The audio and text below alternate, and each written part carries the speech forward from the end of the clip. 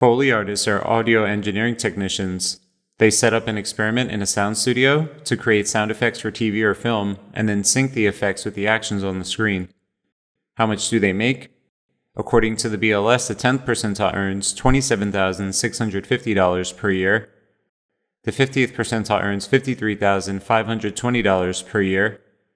And the 90th percentile earns $119,720 per year.